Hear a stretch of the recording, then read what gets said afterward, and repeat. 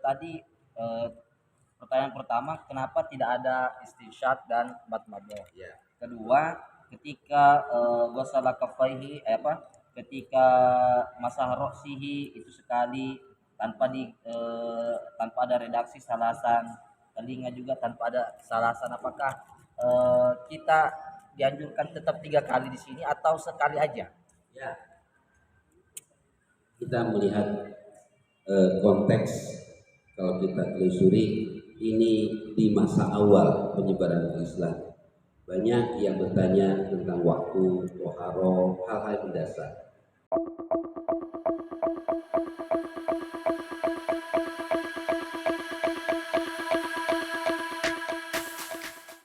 Kak Abdullah.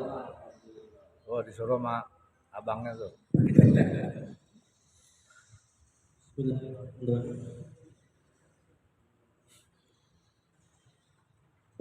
Abu Dawud wan Nisa'i wa Ibnu Majah wan Nisa'i wan Nasa'i wa Ibnu Majah li Abi Dawud min hadisi Amr bin Shu'aib an Abi al-Jaddi anna rajulan ata an-nabiyya sallallahu alaihi wasallam faqala ya Rasulullah kaifa at-tuhur Fada'a Rasulullah sallallahu alaihi wasallam bima'in fi ina'i wa ghasala kaffayhi salatan thumma ghasala wajhahu salatan thumma ghasala dira'aihi salatan thumma masaha dira'sihi fa adkhala isbi'aihi sabbahataini fi udunaihi wa masaha bi'ibhamaihi ala zahiri udunaihi wa bis sabahataini batina udunaihi thumma ghasala rijlaihi salatan thumma qala hakadha al-wudu' faman zada ala hadha aw naqas faqad asaa wa zalama aw zalama wa asaa. Hadis ke-20. Abu Dawud dan Nasai Ibnu Majah meriwayatkan satu hadis, tapi redaksi yang disebutkan di sini adalah redaksinya Abu Dawud, berasal dari Amr bin Shu'aib, dari bapaknya, dari kakeknya, berarti turun temurun dari kakek bapak sampai ke anak keturunan. Bahwasanya seseorang pernah datang kepada Rasulullah Shallallahu Alaihi Wasallam dan bertanya, ya Rasulullah, kaifa at-tuhur? Ya Rasul, bagaimana cara berwudu? Di sini maknanya adalah wudu. Nah, kemudian Rasulullah SAW meminta agar salah satu di antara mereka, para sahabat, membawakan air fi ina'in, dalam wadah, bisa teko atau yang lain. Kemudian setelah itu Rasulullah membasuh kedua telapak tangannya 3 kali. Kemudian membasuh wajahnya 3 kali. Kemudian membasuh tangannya sampai siku ya 3 kali. Setelah itu mengusap kepalanya. Setelah itu beliau memasukkan kedua jarinya. Jari di sini maksudnya adalah as-sabahah. As-sabahah itu telunjuk. Memasukkan kedua jari telunjuknya di telinganya, di kedua telinga beliau. Wa masaha bi ibhamaihi ala dhahiri udunaihi. Rasul mengusap dengan kedua jempolnya, mengusap telinga bagian luar. Jadi kalau telinga bagian luar diusapnya dengan jempol. Sedangkan telinga bagian dalam itu diusap dengan 2 jari telunjuk. Setelah itu beliau membasuh kedua kakinya salasan, masing-masing itu 3 kali. Lalu kemudian beliau menegaskan, hakadha al-wudu, demikianlah cara wudu yang benar. Faman zada ala hadha aw naqasa faqad asaa wa zalama. Siapa yang melakukan wudu lebih dari apa yang saya ajarkan ini, maka berarti telah zalim. Kalau misalkan mengurangi, berarti telah mengurangi kesempurnaan. Metodologi pendidikan, hadis ini menggambarkan metode apa? Ayo siapa kakak sekalian yang metode apa? Pengulangan. Oke? Yang lainnya? Praktek. Metode Praktek. apa? Demonstrasi. Tip. Metode mendemokan. Seperti yang sering dilakukan oleh Kak Irwan, demonstrasi apa? Susi. Sushi. Demo, ya kan? Demo ke istana. Ya. Ya, ini metode demonstratif. Memamerkan, dipamerkan, Mentontonkan. ya. Kalau tadi ya di awal itu kan tentang waktu itu kan apa namanya menyuruh siapa bila Sayyidina Bilal itu menandakan waktu saja. Kalau ini beliau sendiri langsung coba lihat sini, minta air sini. Yang lain pada melihat semuanya. Jadi guru juga harus bisa Demo. tentang materinya. Metode itu paling asyik. Fikih banyak bisa didemokan, mulai dari toharoh, sholat, tayamum, wuslu, apalagi Hanya satu yang tak boleh dalam fikih. Jima. Ini lain. Nah, Lain apa cerita. yang boleh dipraktekkan langsung? Di fikih jima. Oh gitu. Tapi nggak boleh lah. Waduh. Katanya Karsan hanya satu yang tidak boleh dipraktekkan. Ya, itu namanya panjat pinang. Ya. Haram. Khusus. Haram panjat pinang itu. Iya. Di bahasa Arab hukumnya haram, ya. Nggak boleh ada lomba panjat pinang. Bagaimana dipanjat dulu baru dipinang ya. Haram. Fikih kan? Iya. Jadi metode demonstratif ini bisa dilakukan oleh guru-guru. Semua pelajaran bisa diperagakan, bisa dipamerkan. Tentunya dengan penekanan seperti di akhir, siapa yang melewati batas, baik yang menambahkan atau mengurangkan, maka dia zalim dan jahat. Zalim dan jahat. Kalau melebihkan karena akan Mubazir. hamburkan potensi alam. Nabi Muhammad itu nabi yang sangat memperhatikan lingkungan hidup. Apalagi di tanah tandus. Iya. Iya kan? Tanah Air. tandus. Waduh, air itu sangat berharga sekali. Maka ada jamaah Indonesia yang haji dan umroh itu diejek itu jamaah bebek katanya. Iya. Karena kalau mandi harus kopiah gitu kan.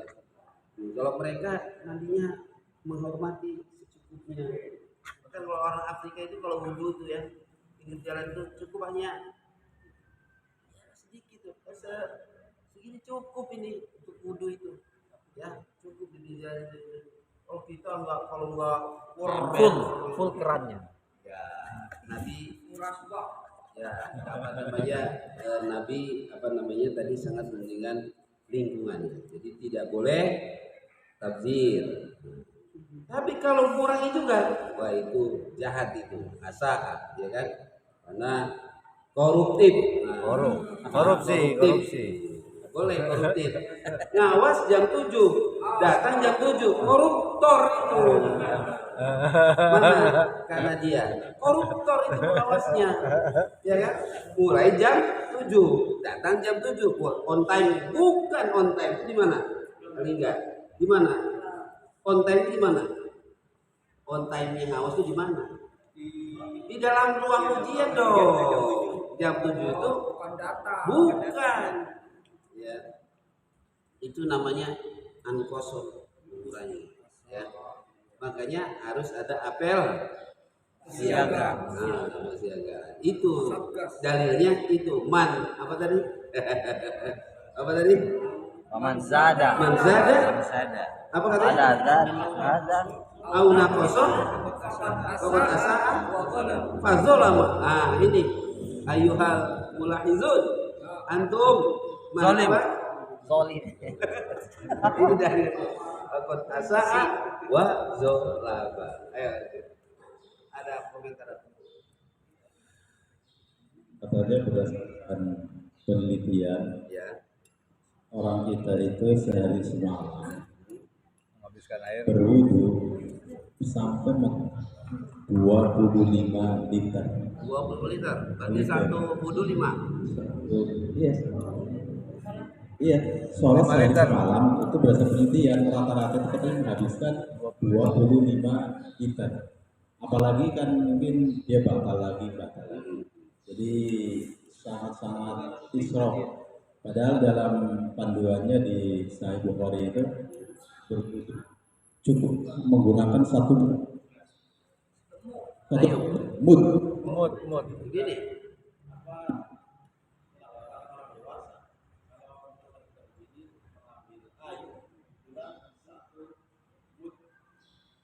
Kalau mandi itu cukup satu sok sampai kemudian 5 mud. Maksudnya mandi besar gitu. Kita sekali apa siram gayung itu sudah wati ukuran Satu sok. karena berarti air itu ya seperti dibuang gitu.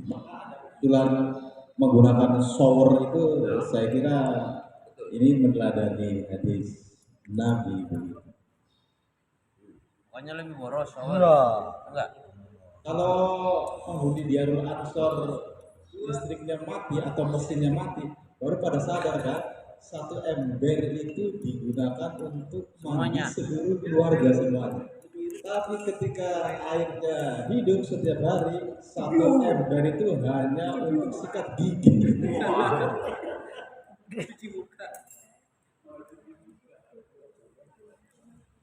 Masya Allah. Ya. Jadi 25 liter itu berarti berapa galon? 1 galon lebih ya? 1 galon 19 liter. 1 galon aqua itu Iya. 19 liter. 1 galon lebih ya? Kurang kayaknya. Woi. Iya dia harus ngabisin air. Ini kita ini. Ya. Karena kita airnya banyak, beda sama Arab. Tapi enggak juga Pak, bukan karena hal itu, bukan itu apalagi itu tahu diri gitu kan. Walaupun kita banyak, tetapi suatu saat akan habis. Seperti apa yang terjadi di Saudi Arabia. Minyaknya bagaimana? Nggak mau berkurang. Tadinya luar biasa, pesta pora dia. Eksplorasi terus.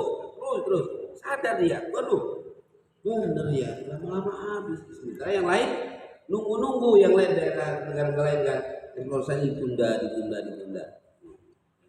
Kata Rasul bahkan wa in kunta ala nahrin jari, meskipun kamu ada di sungai yang mengalir, tetap Sama. mandi dan wudhu itu sesuai dengan porsinya, enggak boleh membenturkan air. Jadi alasan bahwa di Indonesia banyak air berlimpah itu enggak pernah.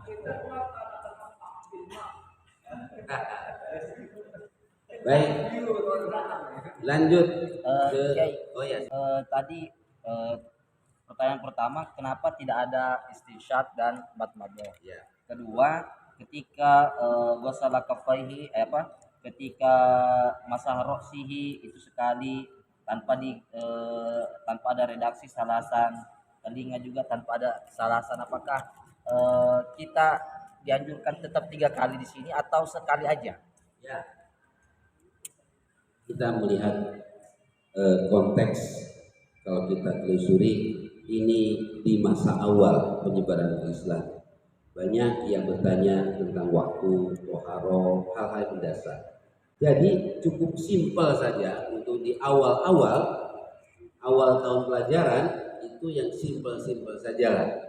Jangan yang berat-berat. Kelas 1 baru masuk gitu pokoknya ya.